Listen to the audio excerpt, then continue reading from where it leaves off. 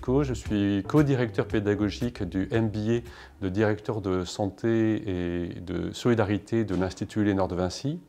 Donc je suis là pour vous parler des raisons, du pourquoi il est utile, il est important de faire un MBA dans le secteur de la santé et des métiers de la solidarité avant de s'engager dans ce secteur pour un projet de management général d'un établissement hospitalier ou médico-social.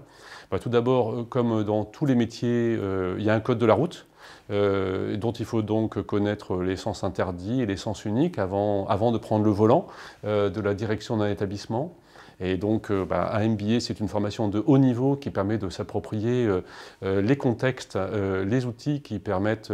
de ne pas être dangereux pour soi-même et pour autrui dans le pilotage d'un établissement. Après, il y a une obligation réglementaire. Les directions, les directeurs, les directrices d'établissements de ce secteur doivent disposer d'un titre de niveau 1. C'est une obligation réglementaire. Et donc, naturellement, le MBA de directeur de structure de santé de l'Institut Léonard de Vinci correspond à cette exigence. Alors, ce MBA organise un équilibre en fait entre les enseignements académiques, mais aussi le compagnonnage professionnel sur le terrain à travers plusieurs stages qui permettent tout d'abord de découvrir ce secteur qui est d'une grande diversité pour trouver chaussure à son pied, puisqu'il y a beaucoup de trajectoires possibles dans ce secteur. Le milieu hospitalier ou l'accompagnement des personnes âgées sont à la fois des métiers qui ont des points communs mais qui sont en même temps très, très différents. Et pour mieux faire ces choix d'orientation, rien de tel en même temps que de le vivre sur le terrain aux côtés de seniors qui accueillent nos étudiants en stage. Alors, quels sont les profils les plus fréquents que nous pouvons observer chez les étudiantes et étudiants qui ont suivi ce MBA depuis une dizaine d'années? Alors la physionomie générale de nos promotions est en grosso modo la suivante. À peu près 60% d'étudiants qui ont déjà fait une trajectoire dans le domaine de l'industrie, dans le domaine des services, de la distribution, du marketing, de la presse, de la publicité. Après une formation de haut niveau, une école d'ingénieur, une école de commerce, un M2 dans différents domaines et qui, alors je ne sais pas s'il s'agit d'une crise de la quarantaine ou d'une révélation de la trentaine ou de la quarantaine, veulent donner du sens à leur trajectoire professionnelle, veulent aller vers des métiers d'utilité sociale et donc ça s'inscrit dans une très très grande diversité d'origines. Et j'ajoute aussi une très grande diversité de tranches d'âge. Et nous sommes très heureux avec Guy Vallée, le co-directeur pédagogique, de cette diversité et d'origine et de tranches d'âge, parce que ça produit une excellente solidarité entre étudiants. Si nous avions des étudiants qui étaient tous de la même origine, tous et toutes, et de la même tranche d'âge, nous aurions potentiellement des phénomènes de compétition entre elles ou entre eux, et surtout des effets de concurrence sur les débouchés. Mais tel n'est pas le cas. Et nous sommes très heureux de cette diversité qui aboutit à d'excellentes surprises pour ce qui concerne Guy Vallée et moi-même. Nous avons découvert l'an dernier que des étudiants s'organisaient des cours entre eux, en plus du programme déjà très fourni qu'ils doivent suivre au titre du MBA, constatant la richesse des expertises de certains de leurs collègues, ils se sont fait des afters entre eux pour bénéficier de la collégialité des compétences et des expériences qu'ils réunissent. Alors ça, c'est grosso modo 50-60%. Mais il y a également 30% de professionnels de santé qui, eux, veulent évoluer, aller dans des fonctions de management général. Donc des médecins, des pharmaciens, des infirmiers, des cadres de santé, des masseurs, kinésithérapeutes, qui sont soit en fonction salariée, soit sous une forme d'activité libérale, et qui, à travers ce MBA, trouvent les voies et moyens de passer d'un secteur qu'ils connaissent déjà, mais dans des fonctions de soins et d'accompagnement, vers des fonctions d'organisation, vers des fonctions de management général. Et la conjugaison au sein des mêmes promotions de ces deux publics est très heureuse, parce qu'il y a les cours, mais il y a également le passage à la cafétéria avec un plateau repas, et entendre pour quelqu'un qui n'est pas du sérail, qui n'est pas du secteur, entendre le témoignage d'une collègue ou d'un collègue étudiant qui a été infirmier ou masseur kiné pendant 15-20 ans, c'est aussi une tranche de vie, une entrée dans le réel qui est sans équivalent et qui complète extrêmement heureusement les cours.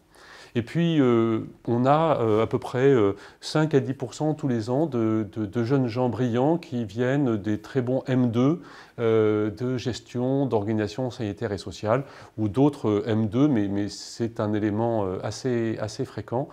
Certains d'entre eux, d'ailleurs, voulant se donner l'occasion, à travers le MBA, soit de le réussir, évidemment, et de le concrétiser avec un emploi dans le secteur, soit éventuellement de viser les grands concours, notamment le concours de directeur d'hôpital de l'École des hautes études en santé publique de Rennes, qui ouvre vers les fonctions exécutives, les fonctions de management général dans le secteur public hospitalier. Alors, quelles sont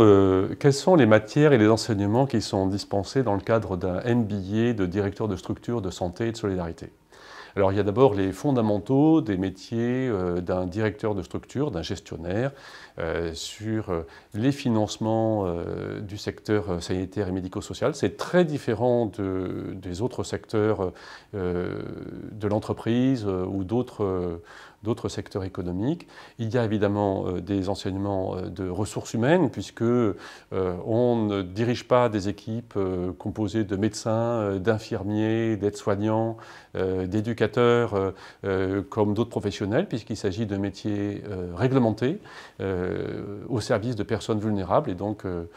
avec des diplômes d'État, avec des exigences particulières. Il y a naturellement des enseignements autour du management général de la structure, sur la gestion de la qualité et des risques, sur les questions d'organisation. Et puis n'oublions pas naturellement des enseignements liés au savoir-faire juridique du secteur, le droit des patients, le droit des usagers, le droit des aidants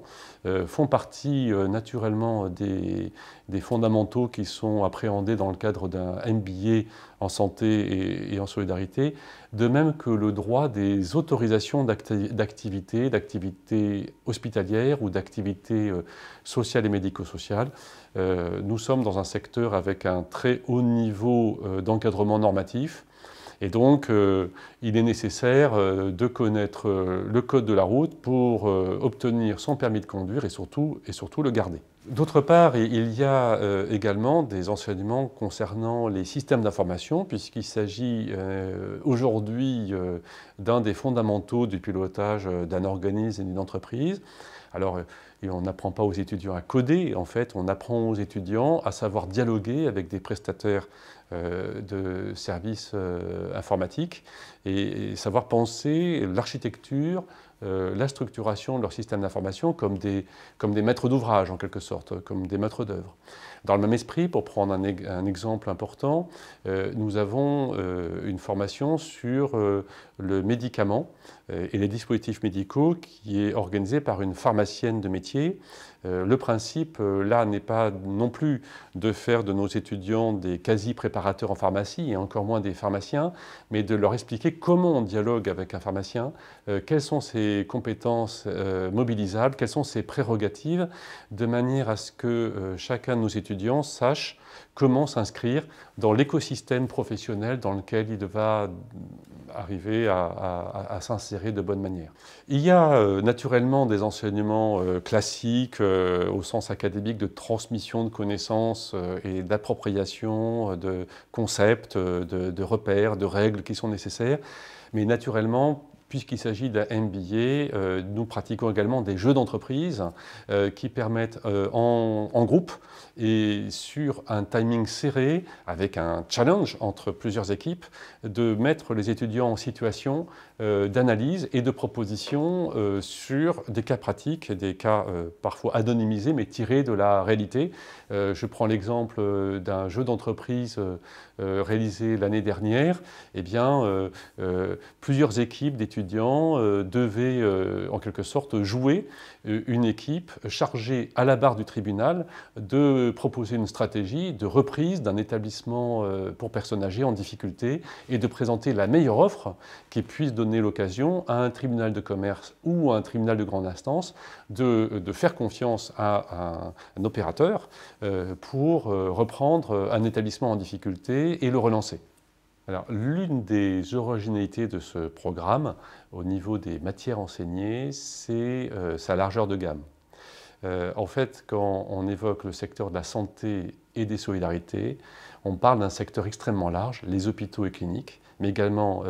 les maisons de retraite, les services à domicile pour personnes âgées, les établissements pour enfants et adultes handicapés, établissements d'hébergement ou services à domicile, les structures de la petite enfance, les crèches par exemple, mais aussi les structures d'aide sociale à l'enfance, ou encore les structures en direction des personnes en grande précarité ou les demandeurs d'asile et réfugiés. Donc devant un panorama aussi large, on peut imaginer que d'autres programmes prennent l'option de proposer aux étudiants de se diriger vers une de ces catégories d'activités. Mais le pari pédagogique que nous avons pris, que nous tenons bon avec succès depuis une dizaine d'années, c'est de proposer en fait une gamme large qui permette à nos étudiants non seulement de découvrir des métiers très différents pour trouver celui qui leur convient le mieux pendant le MBA et puis naturellement pour le concrétiser ensuite, mais également qui leur permettent d'évoluer. Puisque pour certains d'entre eux, à 25 ans ou même à 35 ans, ils ont 6, 7 métiers devant eux sur des séquences de 5 à 6 ans. Et il nous paraît déraisonnable de nous placer dans une situation où les étudiants devraient rééditer l'effort que constitue le fait de réaliser un MBA pour évoluer dans leur trajectoire. Donc notre projet, c'est d'apporter finalement à nos étudiants les clés d'un 4x4, d'un tout-terrain des activités de protection sociale, leur permettant, ce que nous montrent les 450 étudiants aujourd'hui diplômés, qui constituent d'ailleurs une magnifique diaspora, très, très accueillante, très bienveillante pour les stages souhaités par nos étudiants, et puis qui nous amène très régulièrement des offres d'emploi. Eh bien, d'être dans une situation où il est possible d'être devant un vivier de trajectoires professionnelles possibles extrêmement large. Une autre caractéristique de ce MBA de directeur de structure de santé et de solidarité, c'est son corps enseignant dont, avec mon collègue Guy Vallée, co-directeur pédagogique, on est très fiers, mais le mérite leur en revient. En fait, tous nos enseignants, et sur les matières les plus techniques, sont des professionnels en exercice. C'est-à-dire qu'ils enseignent les domaines sur lesquels ils exercent. Dès qu'on parle de médicaments et de dispositifs médicaux, eh bien, c'est une pharmacienne chef d'un groupe important à la fois sanitaire et médico-social qui explique le métier de pharmacien, de préparateur en pharmacie et le métier de directeur d'établissement en lien avec les responsabilités du médicament. Lorsque nous formons à la relation bancaire, au pilotage d'une trésorerie, à la guidance sur la manière de penser sa stratégie d'emprunt, eh bien, c'est une banquière qui vient faire ces enseignements. Ou encore, lorsqu'il s'agit d'enseigner la compréhension d'un bilan et d'un compte de résultats, eh bien, c'est un expert comptable, commissaire aux comptes, et qui est par ailleurs président de la section sanitaire, sociale et médico-sociale de la Compagnie nationale des commissaires aux comptes, qui réalise les enseignements. C'est-à-dire que nous essayons non seulement d'amener de l'excellence académique au service du projet de nos étudiants, mais également une inscription dans la réalité professionnelle vécue par l'ensemble des membres du corps enseignant. Oui, alors quels sont les débouchés les plus habituellement observés pour les étudiants, je dirais au sortir du MBA, lorsqu'ils ont le MBA en poche? Encore qu'un très grand nombre d'entre eux ont une proposition d'embauche en cours de formation,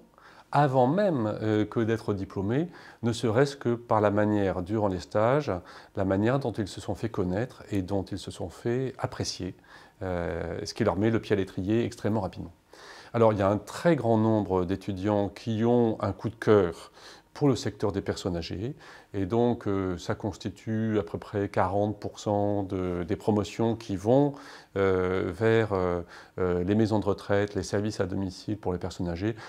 Vu le contexte démographique, il est certain qu'ils ont raison et qu'un avenir brillant, on compte sur eux, un avenir brillant se présente devant eux vu les perspectives démographiques. Il y a un nombre significatif d'étudiants qui ont aussi le désir du monde hospitalier, du bloc opératoire, des services d'urgence, bref, ce qu'on voit un peu dans un feuilleton de grande audience à la télévision sur l'ambiance d'un établissement hospitalier avec l'adrénaline en fait de l'aigu qu'un directeur d'établissement vit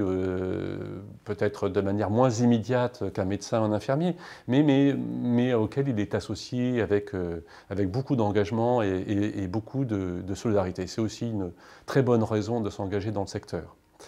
Alors, on peut être directeur adjoint avant que d'être directeur, parce que petit Jedi deviendra un jour grand Jedi. Et le compagnonnage pour apprendre toutes les ficelles du métier est aussi une très bonne manière de sécuriser sa trajectoire avant, comment dire, de se faire confier les clés d'un paquebot. Il est normal de commencer à faire ses preuves sur un navire d'une taille plus modeste, en tout cas sur une partie du pilotage du paquebot. Alors, il y a également des désirs importants qui se manifestent en direction du secteur du handicap enfant, handicap adulte. Ce qui est intéressant dans le secteur du handicap, c'est qu'il y a des établissements pour adultes handicapés qui sont des cousins issus de germains de petites entreprises. Les établissements et services d'aide par le travail sont des établissements dans lesquels on appuie la trajectoire professionnelle adaptée du fait des limitations dues au handicap, d'adultes, mais il s'agit non seulement d'établissements d'accompagnement social, mais aussi de véritables petites entreprises dans lesquelles il faut savoir trouver des commandes, se montrer créatif et équilibrer également une prise de commande par des conditions de fabrication et de développement adaptées. Alors après, il y a une très grande diversité de destinations que je puis observer, dont je puis témoigner. Je dirais à l'image de la diversité des motivations et des parcours avant le MBA. Un tel a un coup de cœur pour le secteur de l'exclusion et s'y engage. Tel autre s'engage dans le secteur de l'enfance. On a aussi des diplômés qui ont le goût d'aller vers les métiers du conseil, de la transformation finalement d'entreprises et d'organismes du secteur de la santé et du médico-social, ce qui est aussi une très jolie manière de concrétiser leur engagement dans le secteur et qui est aussi pour eux une manière de fabriquer leur rebond à 3-4 ans, puisque après une activité de conseil dans le secteur, il est très fréquent, grâce à cette activité, d'avoir un poste d'observation qui permet de choisir son lieu d'atterrissage professionnel ultérieur. Alors, un élément de réalité, les employeurs du secteur qui recrutent nos étudiants, diplômés ou même pendant la formation avant le diplôme, sont surtout du secteur privé de statut commercial de toute taille et du secteur privé non lucratif. Il y a quelques étudiants qui vont vers le secteur public. Et nous n'avons rien contre, puisque Guy Vallée et moi, les deux co-directeurs pédagogiques, nous sommes issus de ce secteur, puisque nous avons tous les deux un cursus passant par l'école de Rennes et la formation du grand corps des directeurs d'hôpitaux. Mais voilà, dans le secteur public, l'accès aux fonctions exécutives passe dans l'immense majorité des cas par un concours. Et donc, le MBA peut être éventuellement une voie pour ceux qui tiennent à aller vers le secteur public, pour se préparer au mieux pour ce grand concours, mais il ne permet pas d'accéder aux fonctions de management général. Pour autant, nous avons des étudiantes et étudiants très heureux, après le diplôme, d'avoir trouvé des missions contractuelles dans des établissements publics, puisque les établissements hospitaliers publics font, dans leurs équipes de direction, une place toujours plus grande à des compétences contractuelles sur des métiers de développement, sur des gestions de projets. Et donc ça fait partie aussi des débouchés possibles. Quelles sont les évolutions récentes dans la manière dont se présentent les débouchés pour les étudiants, l'ambiance en quelque sorte de ce secteur et des emplois du secteur? J'observe que depuis 2-3 ans, les demandes d'étudiants de faire ce programme en alternance connaissent une croissance soutenue. C'est une très bonne chose. En tout cas, notre MBA est ouvert à la fois à des étudiants qui font le programme à plein temps, parce qu'ils peuvent s'organiser pour une année intense, hein, une année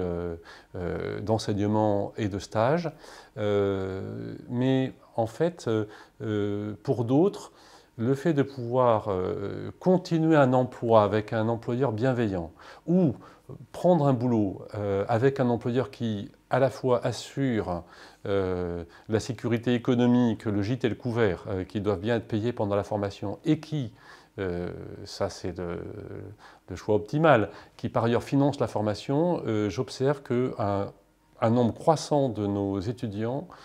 obtient, même parfois très en amont de l'entrée dans le MBA qui se fait en général au mois de novembre, obtient un contrat en alternance, un contrat de professionnalisation qui lui permet de faire cette formation à raison d'une semaine sur les 4 semaines, ou les 4 semaines 33 pour être précis, que comporte un mois dans une année.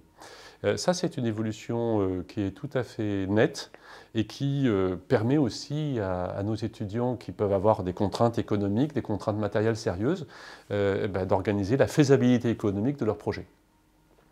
Alors il y a une autre évolution qui est tout à fait claire. J'observe que dans les webinaires de présentation du MBA depuis le mois de janvier, que je réalise en ce moment pour donc les admissions à la promotion qui va entrer le 15 novembre prochain, 2021, l'audience de ces webinaires a doublé, très certainement parce que la crise sanitaire a mis sous le feu des projecteurs, a valorisé de manière emblématique les métiers du service à autrui, les métiers de soins, les métiers d'accompagnement de personnes vulnérables, montrant que ce sont des métiers de la plus grande importance stratégique pour le pays, de la plus grande importance pour sa résilience, pour son développement, pour sa sécurité aussi. Et un grand nombre d'étudiants sont dans un désir accentué d'utilité sociale, de donner du sens au fait de se lever le matin et de savoir à quoi ils vont consacrer leur talent et leur énergie. C'était vrai des promotions précédentes, mais on sent une motivation redoublée de ce point de vue-là depuis quelques mois. Et c'est réjouissant aussi pour les anciens dont je suis, le corps enseignant, d'accompagner des motivations voilà, à la fois de service du pays et puis du service aux autres en besoin de soins ou en besoin d'accompagnement du fait de leur fragilité et du fait de leur vulnérabilité. Alors, il est évident aussi que ce MBA qui a pris de l'ampleur depuis une dizaine d'années, à raison de 45 étudiants diplômés tous les ans, s'appuie maintenant sur un réseau de diplômés, d'alumni, comme on dit, très important, très solidaire, et qui non seulement se montre extrêmement actif et bienveillant pour les étudiants des promotions suivantes, pour leur recherche de boulot, pour leur recherche de stage. Ils sont des tuteurs évidemment merveilleux pour les étudiants qui font leur stage, mais en fait, ce vivier, année après année, organise finalement un bouche à oreille extrêmement important pour faire venir des réseaux de connaissances et d'amis vers le secteur de la santé et de la solidarité, parce que très simplement, ils témoignent de la transformation réussie de leur trajectoire, leur évolution vers les métiers de management général s'ils étaient personnel soignant ou personnel socio-éducatif déjà dans le secteur, ou par la transformation inespérée, mais magnifiquement réussie, d'une trajectoire dans le secteur de l'industrie, dans le secteur du commerce, dans le secteur des services, vers des métiers de la santé ou du médico-social qu'ils imaginaient leur être inaccessible et qui en fait est rendu tout à fait possible, tout à fait vraisemblable et cohérent dans le cadre de la trajectoire qu'ils mènent avec nous, dans le cadre du MBA de directeur de structure de santé et de solidarité de l'Institut Léonard de Vinci.